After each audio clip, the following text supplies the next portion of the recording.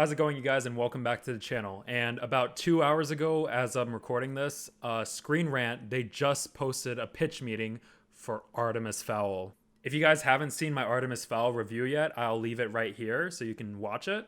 And just a quick recap, I really hated this film. It was such a disappointment, and like I said in my review, I thought this was going to be the film that really changed our minds on the live-action Disney films, since they've been quite a disappointment for the majority of people. But I got excited to see Screen Rant finally post this to their channel, and for me, this is probably my most favorite parody out of all the movie parody channels, like How It Should Have Ended in Honest Trailers. So I'm super excited to see what they do with this one.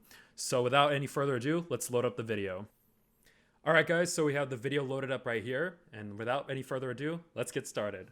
Artemis Fowl pitch meeting by Screen Rant. 3, 2, 1. So, you have a movie for me? Yes, sir, I do. It's based on a popular book series called Artemis Fowl. Oh, the word popular often leads to money, so I'm listening. Well, great. So at the start of the movie, we're going to say that Artemis absolutely loves living in Ireland. Oh, yeah, he does? Yeah, so obviously we're going to show that he's, really into surfing. That is the first thing that comes to mind when I think about Ireland. Yeah, They and only we're showed also that gonna 'cause have it was in the exposition trailer. scenes, that explain what happens during the movie as it's happening. And Thank that's you. going to go, throughout the whole thing. Oh, what kind of exposition we talking here? Oh, I've got a buffet of classic exposition scenes for you, sir. You're gonna love this. We've got narrator who's in an interrogation room. We've got news reporters covering things as they're taking place. We've got a psychiatrist showing up in one scene just to give backstory on someone. Are we gonna have characters saying, as you know, before telling each other things they already know? You know it. Oh, as... Oh my god, okay, so if you guys have or haven't watched this movie already, basically, like I said in my review, about 90% of it was just exposition hell. I mean, every sentence was just, oh yeah, Artemis Fowl is smart. He does this. He knows everything. It was so annoying. And like I said, I'd rather read the book if you're going to talk to me like that, because that's just how robots talk. Let's be honest here. you know, that's tight. I do know that, yeah. So what's the deal with Artemis Fowl, anyway? Oh, well, he's like a super smart, misunderstood genius kid. Is that what he's like in the books? Yeah, maybe. I don't know. I didn't read them. Oh, you didn't? I didn't read them See, I either. looked through So them, but they're just filled with words. Oh, okay, I didn't realize that. A whole lot of freaking words, sir. We're talking hundreds, if not thousands. Did you get an idea what the story's about? Should we look it up? Yeah, I looked up the character names on Google, and I saw something about fairies, so, I think I got the gist. It says here Artemis Fowl. Well, let's just say they clearly didn't get the whole feel of fairies in this movie, because they talk like this for almost all of the, no, not almost, all of the movie.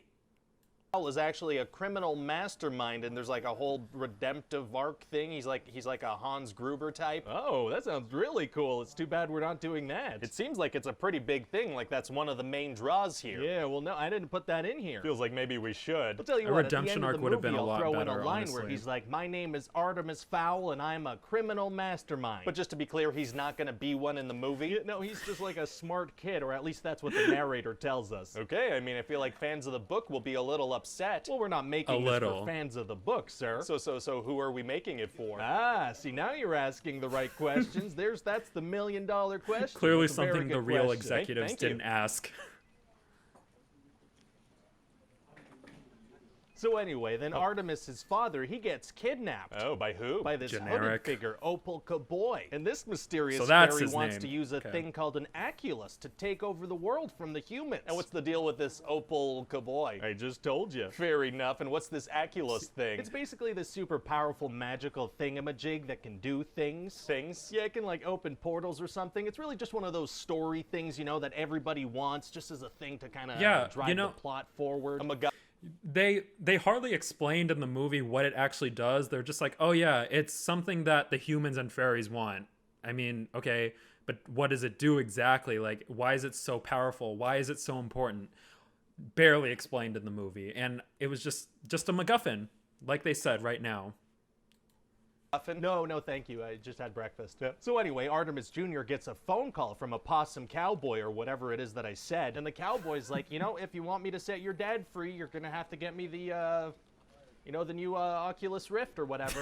What are you talking about? Hey, do you have any games on your phone? Oculus No, Rift. I don't. No, I don't have games on my phone. You don't? Okay, no, that's okay. I'll just keep going with the pitch. An Yeah, Oculus that sounds sounds a lot good. So more what else interesting happens? than Like, the what does Oculus. Artemis do? Oh yeah, okay, so he teams up with his dad's butler, this guy named Butler. And what's he gonna do in the movie? He's gonna That be was- around, and sometimes he's That was his name?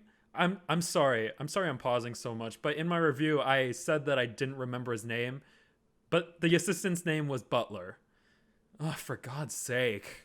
gonna say exposition too. Okay. He also brings his 12-year-old niece on board to help out. And what does she Who we do? hardly Her see in big the movie. contribution is she brings Artemis a sandwich. Oh, well, sandwiches are pretty important. Thank God she was there. Yeah, and so then we're gonna see this underground magical world. I mean, this place has fairies and dwarves and all kinds of crazy stuff. Oh, wow. Well, it's gonna be interesting to see Artemis deal with that place. Actually, 95% of the movie is gonna take place in a house. Oh, it is? Yep. So anyway, when we are in the magical world, we're gonna meet a fairy named Holly Short and this other one named Commander Root. Commander Root, huh? Yeah, and These actually, side names. note, I already have Judi Dench attached to play the part. Wow, Dame Judi Poor Dench. Judi As Dench, soon as honestly. her agent read the script, he begged me to get her in this thing. Wow, well, I'm kind of surprised because word on the street is that her agent absolutely hates her. Well, I don't know what to tell you. He really wanted her in this movie. Also in some other movie named Cats. Wow, well, it sounds like those sabotage rumors aren't true after all.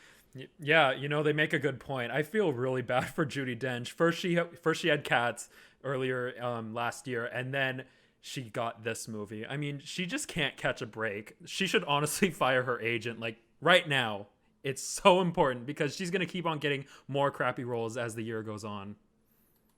Yeah. So what does this Commander Root do? Well, she bosses people around and stuff. She says top of the morning. That's what they say in Ireland. Yeah, That's almost all this they movie's say in full, Ireland, if I understand full of correctly. one-liners. I assume It's you do. ridiculous. So anyway, then Artemis captures that fairy, Holly Short. Why does he do that? Well, his plan is to get the elves to come to his house and then get them to get him the Aculus or something. Okay. But elves have this thing where they can mind control, so he has to wear these glasses. That sounds like the smart thing to do. Yep, but then immediately he takes them off and he's like, "Can I trust you?" Oh, I thought he was like a boy genius. Yeah, no, he's still a genius, but I need them to be friends right away, so that happens just right off the bat. Well, okay then. So then the elves, they decide to send in this dwarf, Mulch Diggums. And what's he like? Oh, he's like if a Hagrid cosplayer tried to do a Thank Batman you. voice Thank and you. failed. Like I Why said did in my they send review, him? he Well, 'cause looks he's like really good at Hagrid. stealing things. Oh, okay. And he can unhinge his jaw and eat dirt so fast it goes flying out his rectum. What was that? And so he manages to get his hands on the Aculos, and now he's on Artemis's team as well. What? How did that happen? When did he join the team? Unclear, but then a troll gets sent in, and they all have to survive. Oh, a troll, huh? Yeah, and then Butler pushes Artemis out of the way, and the troll lands on him and crushes his internal organs, and he dies. Oh, yeah.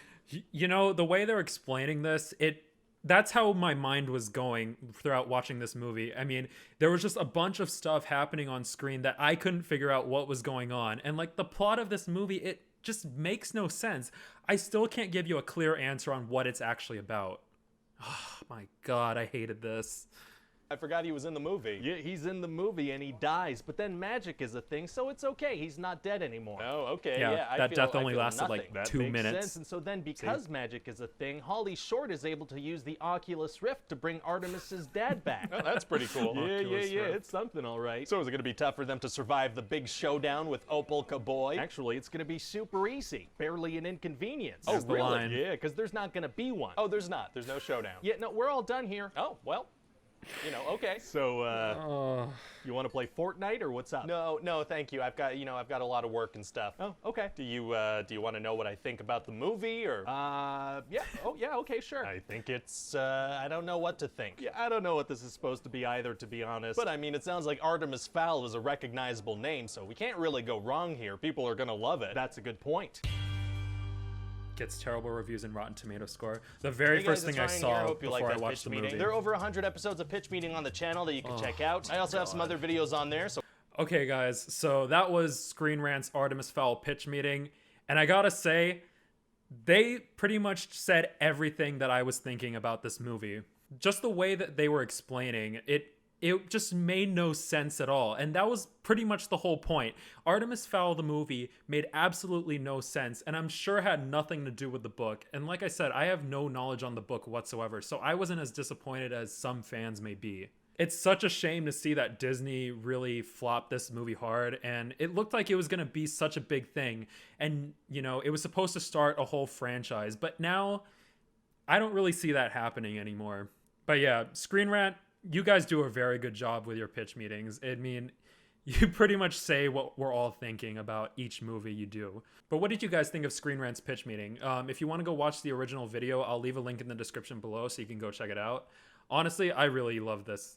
Screen Rant and their pitch meeting, my favorite parodies of all time for movies. So yeah, that's the end of the video. Stay tuned for more reviews and reactions soon. I'm still trying to figure out which good movie I want to review because, like I said, I've been reviewing lots of bad movies lately, and it's just killing me. But yeah, I hope to see you guys in the next one. And until then, see you later.